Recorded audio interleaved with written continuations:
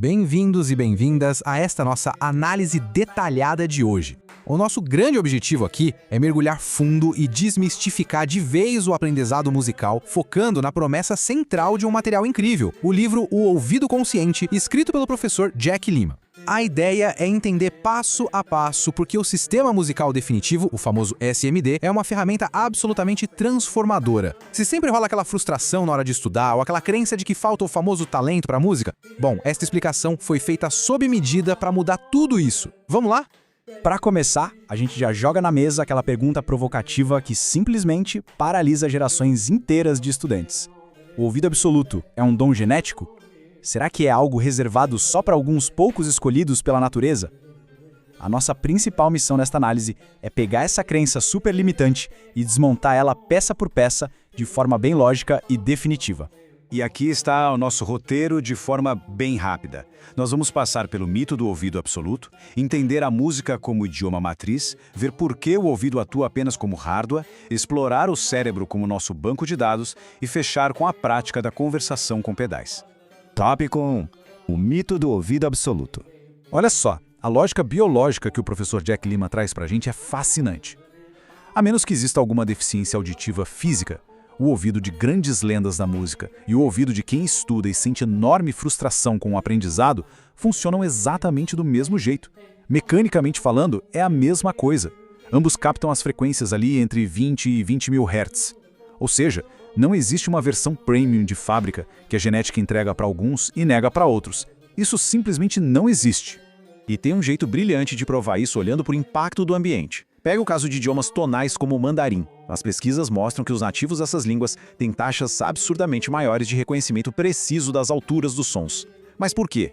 Porque lá, mudar o tom muda o significado da palavra inteira. Uma sílaba falada de um jeito mais plano significa mãe.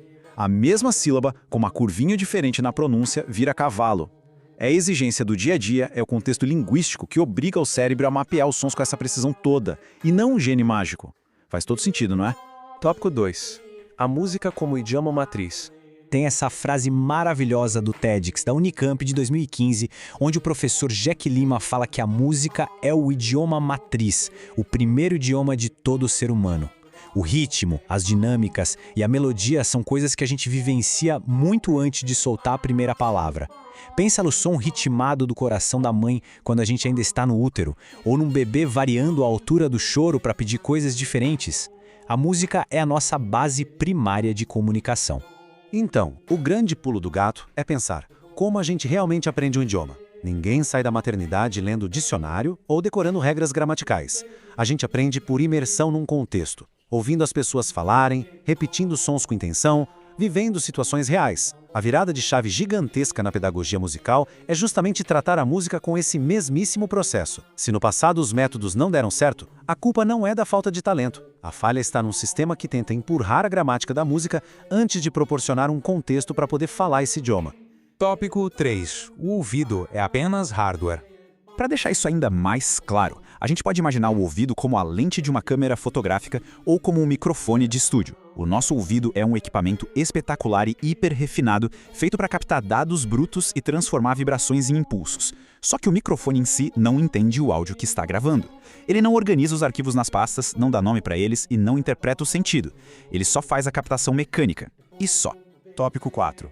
O cérebro como banco de dados. Se o ouvido é o microfone, o grande processador onde a mágica acontece de verdade é o cérebro. Ele funciona como nosso banco de dados. E essa tabela aqui ilustra perfeitamente por que tanta gente trava na música. Ficar naquela decoreba isolada, repetindo notas sem sentido, só cria uma memória super frágil. Do outro lado, ter toda a teoria sem prática gera aquele entendimento intelectual bacana, mas domínio real, que é bom? Zero. A única fórmula que instala a linguagem musical de forma permanente no banco de dados da cabeça é juntar um contexto funcional com a prática de repetição, simulando uma conversa de verdade. Mas para esse banco de dados catalogar tudo direito, ele precisa de uma ordem, de um mapa claro. No método SMD, isso é chamado de quarta afinação, e é uma sacada genial. Imagina que, dentro da música, os graus 1, 3 e 5 funcionam como pontos de repouso, pilares bem firmes.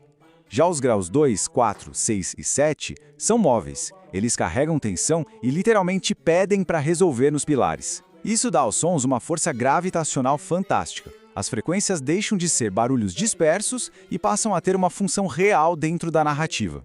Tópico 5. Conversação com pedais.